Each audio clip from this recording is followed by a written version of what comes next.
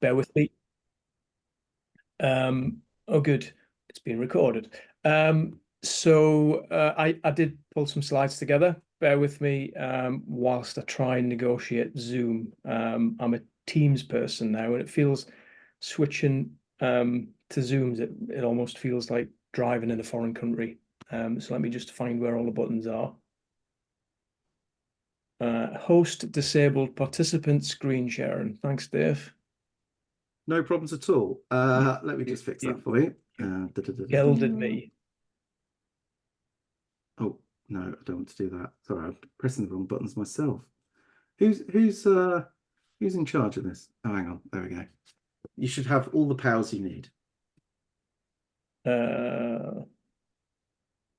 Wow. Okay.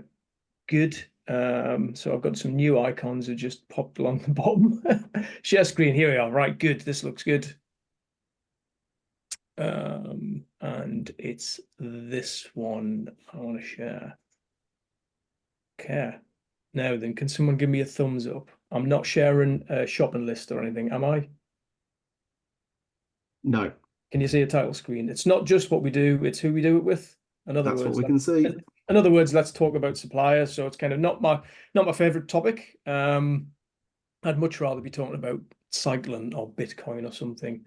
But this came up. Dave just mentioned before. This came up. I foolishly shared a post on LinkedIn. Dave immediately jumped on it, and unfortunately, kind of trapped me into doing a session today. But happy to kind of share some thoughts and some of the stuff that we did and why we did it. By the way, feel free to stick a hand up and shout and kind of get involved. I'm not a big fan of just talking to people. You come in, I'm not putting the mic on, I'm just watching. I mean, that's good also. 1,631. So that's how many days I've been in local authority in the council in Northumberland, which is quite a scary number. I was previously in central government.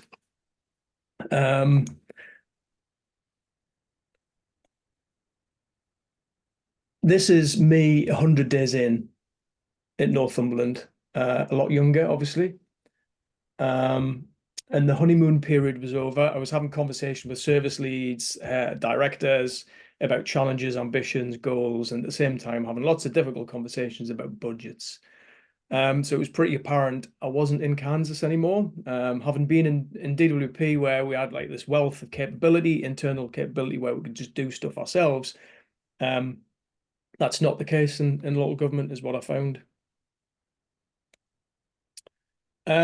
And when I started talking to teams and to the procurement team and to other services, this is kind of what struck me, that our relationship with suppliers are very narrow, very transactional, disparate in that lots of services are having separate conversations with often the same supplier, obviously commercial focused and very solution oriented. So we go to a supplier and say, we want this thing. Oracle, thanks very much. You do an ERP, or Lagging, you do a CRM. And it struck me that's probably not the best thing for us. It's probably not optimum. And then the other thing that I discovered quite quickly, speaking to neighbouring authorities, it's quite a common sentiment. We're all doing this. We're all having these narrow, separate, siloed conversations with probably the same suppliers. And there's a general dislike of suppliers. Most people, not all suppliers, but there are some particular ones that stand out. The likes of iDocs, I think, is a common one that's cited as a problem child of the supplier world, I think. Does everyone recognize this screenshot, by the way, in the background? Oh, yes. Lemmings. Yeah, Lemmings. There's an HTML5 version you can play online. It's brilliant. That's where I found that from. I kind of busy building a slide deck, and all of a sudden I was playing Lemons for an hour. So anyway, so we thought, how do we help our suppliers to become a bit more council centered? So instead of blaming the suppliers, there was something about it occurred to us that maybe we're part of the problem in terms of the way we engage with suppliers. Sometimes suppliers don't have the full picture. They've got a very narrow story. They just know about a specific problem, about a CRM problem we're trying to fix. So speaking regionally to the other kind of digital leads across the Northeast, we talked about this idea of getting in a room together with local suppliers and other suppliers to help kind of give them the background of local authority, so they've got better insight as to what are the problems we're trying to solve. And there was also something about holding local suppliers in particular to account to support the region. It can't just be local authorities that are rolling the sleeves up and doing all the good stuff, right? So what can they do to help us? It's their county too, was kind of the thinking. So this is where the idea of the event comes from. A bunch of us meet up. We have this group called NEICT, nowhere near as kind of mature as Lottie or the stuff that goes on in Greater Manchester, but it's kind of like the beginnings of that. We get together and we talk, and it's kind of useful to kind of share some of our common problems. And from that, we decided we'd run an event. I can't take a credit for the event. In fact, it was Marion from Durham County Council that led the engagement with Tech UK and with a local supplier called Mara. They kind of helped pull this together, secured a venue, and kind of got the invites out. So when I talk about regional authorities, these are the ones I'm talking about. So 9 different authorities that were all involved in kind of helping pull this event together.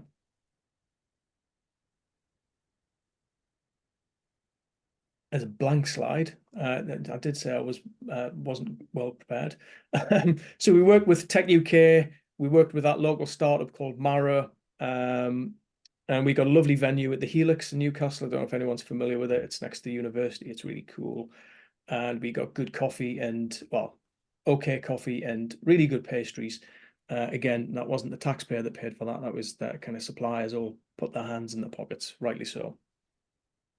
In the outline of the workshop, it was dead simple, really. The first part was to give suppliers some background in terms of what it is, who we are, and we just shared some data. We also shared what our common ambitions were in terms of digital and technology in the region. And then we invited some discussions through a panel. So there was, I think, 7 of us sat in front of the room and got grilled by suppliers. And then we had more detailed, facilitated roundtable conversations. Chris, when you were all talking about your shared or your ambitions of all the councils, did it come across as being, how obvious was it that basically all the councils really are trying to do exactly the same thing, or were there some real clear differences? Do you know what I mean? I think so. We'd done quite a bit of work. In fact, let me just flick to the next slide, Dave. So we'd already done quite a bit of work privately around kind of consolidating our individual digital strategies, and it wasn't a big surprise to find that, broadly speaking, we're all trying to do the same thing. And so we pulled together all of our digital strategy into this very kind of high level 6 themes, because most of the things that we're trying to do across the 9 authorities fit within these 6 themes. So that's how we shared it on the day. We didn't feel it would be useful for us to do 9 different digital strategies. We want to try and help the suppliers kind of get a more regional view of what it is we're trying to do. That makes sense. It does. Yeah, lovely. Yeah, okay. So here's a photograph of the panel. So there was I think 7 of us. So not all authorities were able to make it on the day, but fairly well represented regionally. And we had some really good conversations, some really good questions. Lots of questions, as you'd expect, about procurement. Some suppliers trying to find ways to kind of whatever it's like, yeah. Sorry, was there a question there? No, I think it was a bit of background noise. All right, no worries. So there's loads of questions around how we might work together to kind of break down some of the barriers and speed things up, because I think generally speaking, the feedback was that procurement can be quite kind of protracted, and there's opportunities to kind of make it a bit slicker. There was also a really useful discussion, interesting discussion around setting up a local GDS or something kind of GDS flavored, but just for local gov. That came out, and we kind of spent a bit more time in the roundtable discussions, just exploring what that might look like and why it might be useful. So the roundtable is another snap there, and kind of just give you a bit of an insight as what the room looked like and how it was facilitated. So we had 6 themes, and we ran 2 rounds. So every table had a theme, and one of the kind of digital leaders, if you like, sat with the table and helped facilitate that theme. So what I've done is I've just pulled together a very, very high level overview of just some of the things that came out from some of those discussions. So in the people space, we had lots of conversation about social value, and I think the feedback was it was fairly kind of procedural so far. So there wasn't really good, meaningful conversations with councils. It was all done through forms. So suppliers would have to fill in a few questions, and again, like there's an opportunity to have better conversations with suppliers so they understand like the bigger problems we're trying to fix. Because in our experience, it seems like most suppliers offer things like free laptops, which is a really kind of narrow social value intervention, and there's way more we could do and should do. We talked about digital inclusion, and shared some of the challenges around digital poverty, digital skills and connectivity, and again, an invitation to suppliers to kind of work alongside us to try and target and fix some of that stuff. We shared our challenges around accessibility, and again, invited suppliers to give us some ideas and how they might support that. And an obvious one, skills, talked about providing opportunities for digital people regionally, and there was a really good idea that came out from a local provider who suggested they may have some kind of apprentices that might want to kind of just drop into local government for a few weeks, for a month or something, just to give them some experience and working alongside us, and we would get that kind of for free, and there'd be benefits to us and benefits to them too. And then on place, yeah, there was loads of solutionized and people saying we need an app for the Northeast. I'm not sure if that was a good idea or not, but these are some of the conversations that I had. Lots of conversation about NEMCA, which is our new kind of Northeast mayoral combined authority. Suppliers were keen to know what does that mean to them. We talked about connectivity, loads of discussion here around how we can do, how we can improve some things like mobile connectivity and rural connectivity. Again, just inviting suppliers to kind of lean into that space a little bit. And even if that isn't their kind of domain, if you like. So some of the suppliers in the room were CRM providers, so that they don't have a solution to rural connectivity, but what they might do is kind of maybe sponsor connectivity for a village hall for a month. So there was those sort of discussions. Joint work, and we touched on that before. So Lottie, Greater Manchester, that came up, and they were like, can we do something, or should we do something similar in the Northeast? And if we do, why should we do it, and how might we do it, and what would the supplier's role be in that? And there was some really interesting conversations around some of the kind of cultural challenges.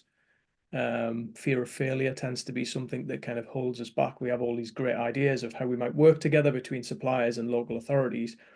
But I think more so from the local authority space, there's a bit of a kind of reticence to kind of run experiments in case they fail and there's a kind of political fallout. Sorry. We talked in the business theme, we talked about developing a kind of community of practice, but then the kind of challenge back to that would be how would that differ from the plethora of other forums that are around knocking about. We talked about some more kind of tangible things we might help pull together, which is kind of creating a space for local authorities and suppliers to work on kind of very specific problems and bring in experts from the industry. Cyber came up. One of the challenges that we heard from some of the smaller suppliers was that they don't have the capability currently to manage the increase in cyber threats. So there's something around, can we do something regionally to support SMEs? And then finally, in the data space, I mean, I've only put 2 bullet points on there. I could have put 200 bullet points because it was just such a big conversation piece, data. But the kind of 2 big ones was around data sharing. We know that, like, as local authorities, we've got tons of really good data that suppliers could use and could help us if they had access to it. So there's lots of how might we questions around developing data sharing agreements and breaking down some of the barriers. FOIs came up as well, in kind of associated conversation. Suppliers use these a lot. I don't know if other people on the call find this, but we're constantly getting bombarded with FOIs, and we think there's a better way, and that's just about being open and more transparent with our data, so we can just signpost suppliers to that data or the data they need. Or ideally, we're having conversations with them regularly, so they don't have to put in FOIs because they already know the answer, because they're kind of part of our county and community.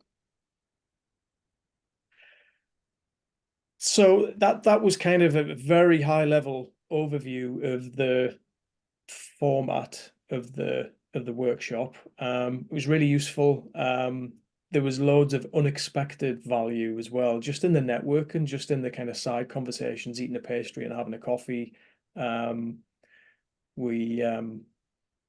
So I mentioned before, one of the suppliers has offered to drop an apprentice, so we're hoping to get that in place in the next 2 or 3 months. Yeah, so that's kind of the so what, the what next. I think so what, it was really valuable. The feedback we got from suppliers was, we didn't know that you are working on these problems and we might be able to help in that area. There was definitely an appetite to do more, so we'll do another event probably in the autumn, I think, after the summer break. We also found that we got offers of some pro bono work. So there's a company in the Northeast that's offered to do some social value work on free school meals and do kind of some sort of like a digital discovery on that, which again was a kind of unintended kind of outcome from that.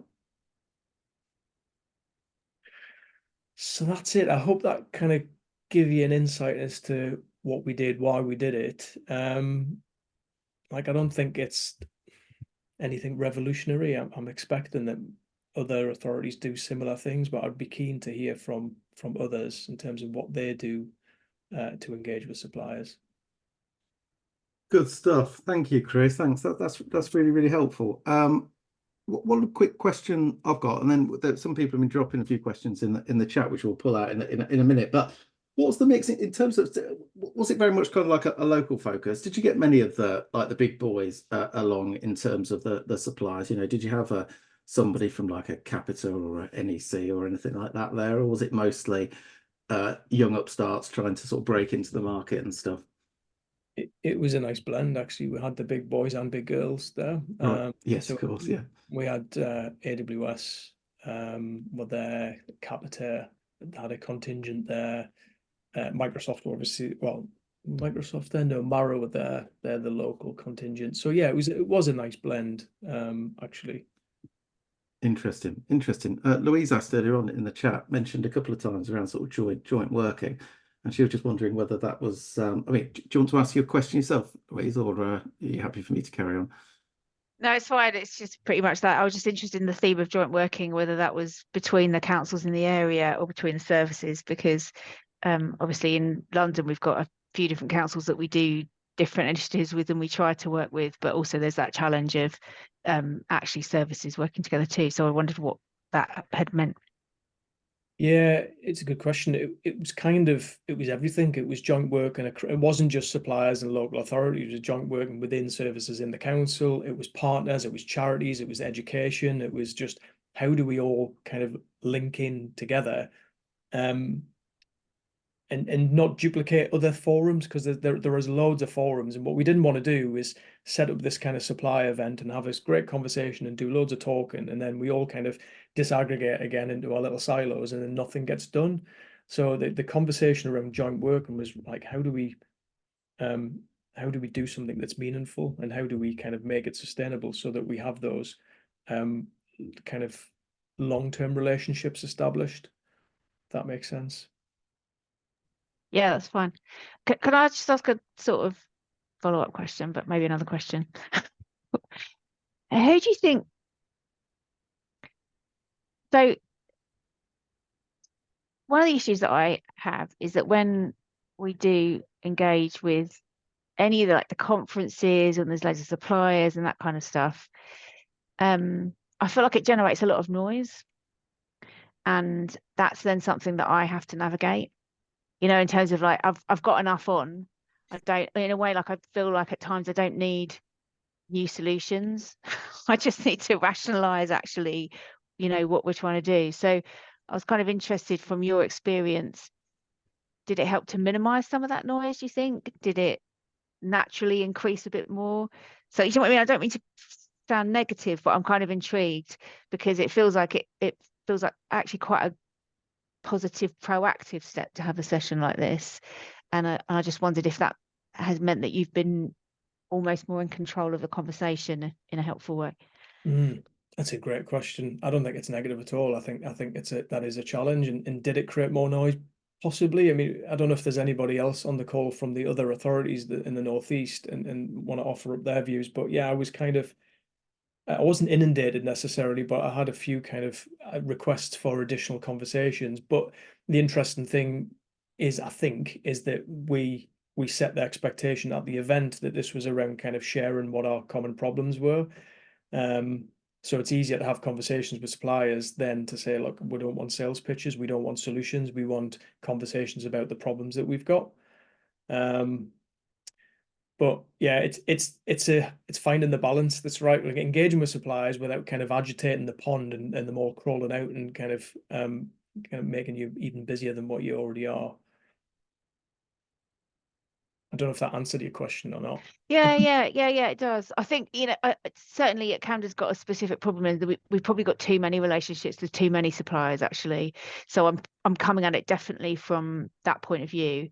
But yeah, I think there's more that we could do to be a better partner of those suppliers actually. So this is kind of just an interesting thing to think about. Thank you. Yeah, I think it is, Louise, and so in my experience, so a previous authority that I was working with, we tried to do some of this stuff, and it was very much the angle that we were trying to do it at, which and this kind of links up to a point that Ben Proctor's just made in the chat, which is around, you know, like boosting local digital, the local digital economy and local digital businesses in particular, and that's the angle that we were sort of trying to go at it with. But unfortunately, what a lot of folk who sort of attended it from like the supply side, you know, sort of interpreted that to mean was that we could help them boost their growth by buying things from them. But of course, that wasn't all, you know, if we didn't need that thing or, you know, or whatever, then that caused a bit of a problem. And it meant that there was a bunch of questions or people asking us things and wanting us to show some probably really cool stuff, but just which, you know, it's just not on the list, you know, and that did cause us a few problems, and maybe it was the way that we perhaps framed some of it that it didn't quite come across quite so well. But I do think there's a thing, you know, whether we go down the approach of like doing what Chris, you know, and others have done, this sort of proactive thing of going out and running events and things. I mean, it's got to be a good thing, hasn't it? But there is that other maybe broader question around the sales pipeline that suppliers have with us, which is, you know, the one I always get quite surprised by is that I'm very unlikely, I think, to ever buy something that I've only heard about because somebody sent me a message on LinkedIn about it. Do you know what I mean? That's just not a thing, is it? You know, if I've not heard of you, or if I've never heard of even this thing that you're doing, I mean, and I don't think this is me being too arrogant, I don't think, but do you know what I mean? It just feels a bit odd that suddenly someone's going to send me like a message, like I said, a message on LinkedIn, or even more psychotically, as happened a couple of months ago, somebody sent me a voice note on LinkedIn. Oh, you know, imagine that. Anyway, I don't know. It just seems an odd way of going about things. You know, if I need something, I know that I'll need it, and I don't know. Anyway, I don't know if any people have views on that one, but I just wanted to bring in, if I might, and if she doesn't mind, Becky Lever, you just put up that you were actually there, but you were from the supply side. Would you care to share your thoughts on how it went for you? Hello. Sure. So I think whilst I am on the supplier side, I've got a history in Central Gov, service design and research. So I definitely do not come to these things for like the sales thing. Fair enough. I take along a salesperson with me. They're like my emotional support salesperson. I thought it was really interesting. The openness of the authorities that were there was really refreshing. There was sort of no barriers. It was very open conversation. And it was really inspiring. I think, if anything, all I wanted to do since is get more involved. Like, how can I help more? I think there was a lot of talk on the social value stuff, which, from my perspective, seems to be that checkbox form filling thing, which I think was a bit lacking. But I think that seems to be the case across the board. But yeah, anything that happens in this area in the future, I think any of the suppliers that were there would be interested in taking part in, because it really was a great event. Cheers, Becky. Yeah, lovely, Joel. Thank you for that, Becky. And in fact, I just posted. I just was reminded of Rob Miller from who was at Hackney at the time. He shared or sort of created the unsolicited marketing service standard. This was a sort of a couple of years ago. I've just posted a link into it in the chat. So that's always quite a good one to either forward on to people if they need a little guidance, or indeed, I know we've got some folk from the supply side here, so if you want to give that a read, it's got some useful hints in there, like only send the same email once and all that kind of thing. And don't assume that I'm too stupid to understand your product, and that's why I don't want to have a demo of it, and all of that kind of stuff, which is quite nice things. Phil, you asked a question in the chat earlier on that's probably worth, I think, you asking out loud, as it were. Do you want to go for that? Yeah, thanks, Dave. So I'm guessing if you're from a council, you probably sign the local digital declaration, which means you should be using the service standard. However, I'm pretty sure no councils are using the service standard, and that's because anecdotally it just doesn't really work for councils. So what my council are doing with LocalGovDigital and the LGA are starting to look at why that might be. Is that anecdotal evidence? Is that actually true? And if so, what can we do about that? So some of the reason why it doesn't really work for councils, again, anecdotally, is we tend to procure a lot of stuff from suppliers, and those suppliers don't follow the standard. So I just wondered if that came up at all when you discussed procuring stuff from working with suppliers. It did, but not in any great depth, Phil. I think it is a really interesting conversation though to have to maybe co-create a set of standards that works for us and for suppliers. I guess it's the first question is why have a set of standards? How does it help us as a council? How might it help suppliers? And then kind of build something from that. Didn't get any insight as to why the standard isn't working, because like I said, we didn't really go into specific examples of where people have been asked to adhere to it, because I think you're right. I mean, I don't think we do. I think we're signpost to it. We've got a technical design authority that get involved in kind of technical procurements, and wherever possible we try and kind of align to the tech code of practice, but beyond that it's not as kind of rigorous as you might expect from a set of standards. But I'd be really keen to be involved in any kind of conversations in that space, Phil, if that's something you're kind of leading on or working on, and kind of loop me in.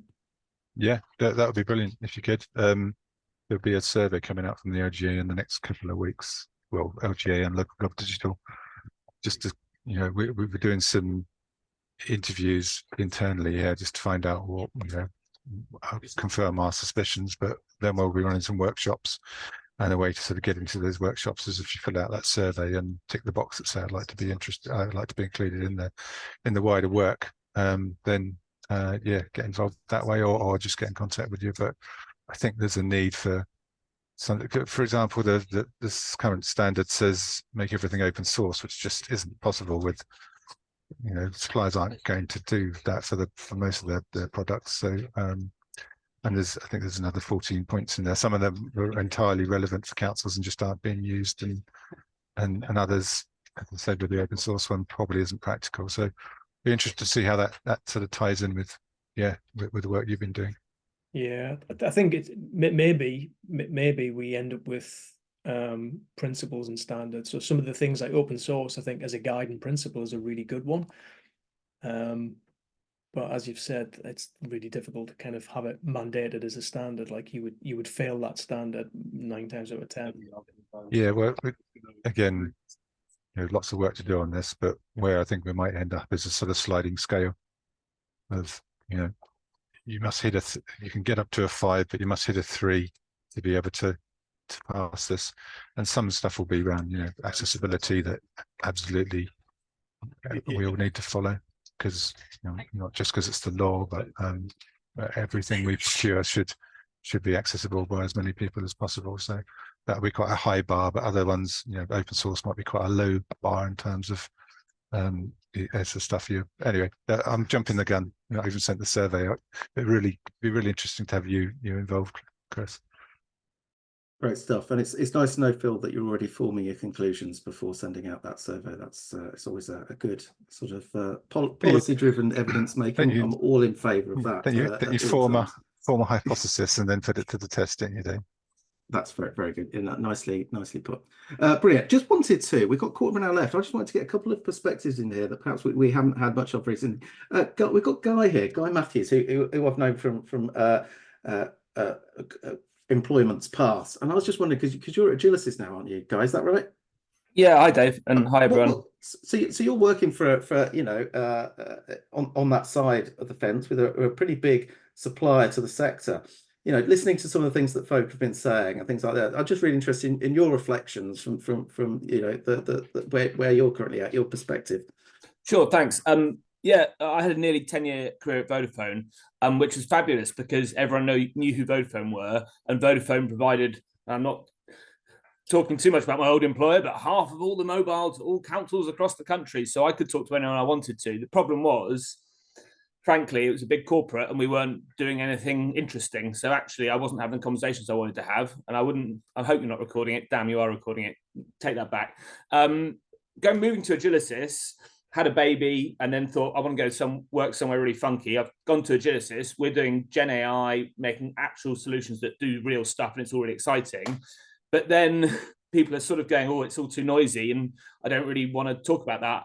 I can't get my head around it. So my job is to try and be the human face of that and try and talk about, I don't know, to try and make it easy and to try and, I just don't want it to be a horrible conversation which is too technology heavy and too dense and difficult. You know, if we're helping send teams do EHCPs, of which they take 20 weeks, of course, generative AI is going to help with that. It's going to be brilliant. And I want to, you know, help as many 10 teams as I can. So again, I'd sound like I'm doing a pitch. I'm not trying to. I just am an enthusiastic person that wants to work with local councils and wants to be friendly. And so to end off my remarks, I've just read your things not to do, and I'm just not going to do any of them. So if you get a crappy LinkedIn invite from me, I'm sorry. I'm just trying my best. If you get an email that I send twice, it's probably because I don't really understand how to send emails, not because I'm just being a terrible salesperson. And please talk to me. Great stuff. Thanks, Guy. Thanks for that. I do often think that, you know, the trouble is that folk often get tarred with the same brush, doesn't it, and things like that. And I always think when sort of people have asked me, when from the supply side, you know, how do we get to have you know, conversations or whatever? I think the thing I always come back to is just it's actually what one of the words that you said, Guy, which is just try and be helpful and try and understand. And just, you know, because surely the best way is to be, if you're friendly and you've been helpful and useful, then it at the very least it lodges that company or that person in people's brains, so that, oh yeah, you know, Guy was quite useful on that stuff the other day or whatever, maybe you can help us out, you know, and that feels to be in a better way than, you know, let me show you my widget. or whatever, which I admit sounds creepier than I probably intended it to. The other interesting perspective I thought we could get on this is the perspective of the elected member. And so I'm giving Ben as much of a lead in so he can turn his camera on and get ready to talk to us, because we do have Councillor Ben Proctor here. Not only is he a data sort of practitioner type person in his working life, he's also an elected member of 2 different councils and a worldwide acknowledged expert on amphibians. So we're very lucky to have him here. I'm always happy for him to sort of opine on any of these topics. But Ben, if you're there, because you're not reacting to anything I'm saying. Oh, there we go. There he is. What do members ever get to hear about, like technology procurements and dealings with suppliers? Do you ever get suppliers talking to you as a councillor and using that as a way in? How could it be improved? Just what's your perspective on all of this stuff? I mean, I've only been a councillor for a year, so it's no excuse. If I was a cabinet member, maybe suppliers would be more interested in me.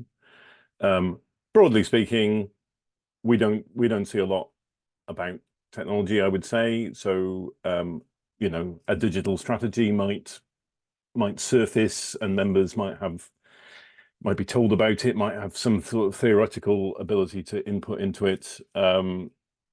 And just in my council, there's going to be a re-procurement of our planning system. Because I used to work for the council about 10 years ago, I have some history with that planning system. A cabinet member will make a decision ultimately after procurement process. It's interesting because I do think in this discussion there are some political nuances. Like most of this is operational, like you shouldn't want councillors to be anywhere near it. But there are some political. So even the conversation that about the local gov, about the service standard, and about how important should open source be, that is something that I would say is not a simple operational matter. It is a political judgment. How many politicians can really engage with that, I don't know. But and I suppose the other thing that I keep banging on about whenever I see you is what keeps me, and I'd say most members, up at night is massive cost inflation in children's services, massive cost inflation in adult services. That's where we're going to get interested in technology. The re-procurement of the planning system. I'm sure we want it to be we want it to be good, but what I personally am always listening out for is how we're going to do something radical around adult services, because that's where the cost is. That makes a lot of sense. Thank you for that, Ben. What about, if it's so I totally understand that, and you've only been there for a year, so I guess this may not have happened in that time. But are there ever times though when you sort of wince at some of the stuff that the council's doing? Like, I don't know, you see a press release or something that says that the council's just signed a £10 billion AI deal with Oracle or something like that, and you kind of think to yourself, oh God, really? Or whatever, or do you just have to let that stuff wash over you because there's just not a great deal you could really do about it? Well, I'm an opposition councillor, so I'm mostly pouring press releases for opportunities to go, this is typical of the incompetence of the ruling administration. Yeah. No, I mean, I personally, because this is my background, I'm personally very interested in all this, but from how much it affects, how much it engages with my role as an elected member, it is quite marginal, I would say. And I think one of the tricks is to try and find what members are interested in, and then show them how whatever nerdy thing you're doing that they don't care about is actually going to help them deliver the thing that they're interested in. Fair enough. No, point well made. Thanks for that. So just to sum up, Chris, and I think this is a question that Becky asked in the chat earlier on, which is, what's next? Is there a plan for another one of these sessions? What's happening next? Yeah, it's a good question. and we've got nothing in the diary just yet, but there is certainly an appetite and ambition to get something in again. Whether or not that's going to be the same flavour as last time, well, I suspect not, because last time was all around context setting and kind of building relationships. So the next one needs to be slightly different. It may be that we choose a theme and kind of go a bit narrower in on perhaps social value came out a lot, and maybe that's an area we just want to explore together along with suppliers. So definitely appetite, definitely we want to do something again. I know Graham's on the call as well. Sorry, Graham, just to spotlight. Graham kind of helped. He kind of helps run NEICT, which is the kind of the group of Northeast local authorities. So I don't know if Graham has had different conversations to the ones I've had, and whether he's able to kind of add any more detail in terms of whether we've got something planned as yet. Thanks, Chris. I'm not sure. Can everybody hear me there? Yeah. Yeah. Oh, I realised I'm coming out the wrong camera. So I'll just stop the video. There've been early, as you can imagine, it was new for our side, and it was new for the supplier side, and we have sort of gone away and had some conversations about where we take it next and what that means and how we sort of present ourselves to the supplier community as well, and think about things like that. So I would say it's sort of early days, but I think as Chris mentioned, things especially around social value, themes are starting to emerge, and I think we'll probably gel around a theme and come back to people around those themes. We were primarily concentrating on the external facing side of things, stuff that's in our digital strategies. Ideally, if suppliers had a CSR target that matched one of our digital strategy targets and goals, that would be great, get a win-win out of it. So and we are aware that procurement colleagues as well in the region have started putting together a matchmaking social value solution as well. So that's something that we're going to have a look at at a future meeting, and then see how we then take that back to the supplier community and say, here are some tools where we can start mapping what it is we're after, and generally having that conversation a little bit deeper on particular topics. Brilliant. That sounds really good. Thank you for that. Thank you for that, Graham, to jump on and do that. And I very much enjoyed the view of your elbow. That was probably the nicest elbow I think that we've seen on this call this morning, for sure. I think the social value thing's really, really interesting. Louise put up a comment in the chat earlier on about that, and maybe we could do something, whether it's part of this group or something else, to maybe explore that. One of the things I've always thought about social value as well is that maybe sometimes there's a bit of a, not deliberate necessarily, but like a bit of a divide and conquer thing happening with social value, because you think of some of those suppliers, Microsoft would be an obvious one, which pretty much every single council, every single council will be giving them money. In each of those contracts, there'll be something about social value, I expect, whereas, which it means there's bits of social value dotted around 300 times around the country. But actually, if we were to aggregate all of that together, suddenly it becomes something quite meaningful, doesn't it? And I just wonder whether that might be true around some of the other suppliers. Louise, what other thoughts were you having around that side of things? If you don't mind me. No, it's fine. It was more like I've had it. You can see I'm coming at it from a lazy point of view. So, specifically around social value, it's just that we've had some. It feels like it's been a really difficult contract point for us, and also some of the things that have been agreed to, and this might be point to our kind of inefficiencies of procurement or whatever as well, have been meaningless. Or it's like work experience offered, which is impossible for a young person within Camden to take up because they can't travel there or whatever it is. I think there was some training on a particular service was offered, and also it's like, well, it was the kind of training which really wasn't easily transferable for anyone. So it would be really weird to sort of offer someone like, I don't know, low code platform training just randomly for 2 weeks when there's not, that was like outside, as in it was supposed to be offered to like the citizens of Camden. And I think or even kit with no purpose is no point. That's not going to help anyone. We've seen that loads of times. We've handed out iPads in tenants associations and they just sit there. So yes, well, I think I'm interested in where it's worked, because I think I think we have had some, a couple of apprenticeships and stuff which have been really good and really meaningful, but we're not learning it as a group because we're not treating suppliers as a group. We're just trying to get that kind of one negotiation done and out the door as quickly as possible.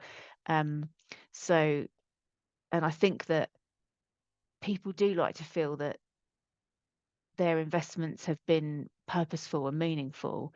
And so, and I think having some examples might even feel inspiring for some of those companies as well, rather than thinking, oh shit, we've got to give, this council something. What can we offer?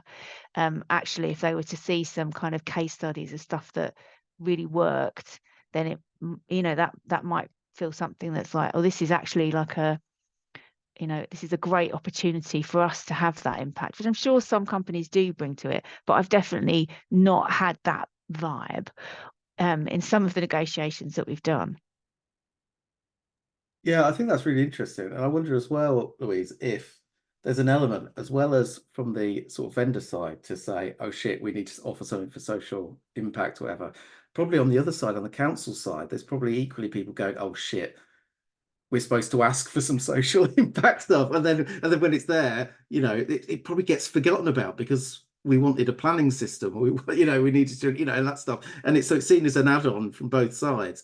And I do think that's a really interesting idea about if there's a way for like groups of councils to come together to like put their social value stuff in a pot, which in the aggregate, maybe you could then get a couple of people's worth of time whose job it is to coordinate and deliver on the social value that's in these contracts for everybody. That feels like a model that ought to work, really, doesn't it? But it might be a thing. Anyway, that's really, really interesting. I think that's a really nice positive place to move on from. So thanks everybody for turning up. I'll be sharing the video. I'll download the chat. Chris, if you could ping me a link to your slides or something, I'll whack those and I'll email everybody with those in a bit. And next up, this is next happening on Tuesday, the 2nd of July, 11 a.m. again, and we're going to be talking about the open referral standards. So we've got Jukesy coming along to have a bit of a chat around that. So that should be a good one as well. But thanks everybody. Thanks ever so much to Chris for giving it your time and stuff. Thanks everyone else for your contributions and things. It's been absolutely brilliant. And I love you all very much. And we'll see you later. Bye. Bye, everyone. Cheers all. Thanks. Bye. Hope Merlin gets better soon as well, Dave. Hope he smells better as well. Yeah. That's the other important thing. Anyway, see you later. Bye now. Bye. Cheers. Thanks very much.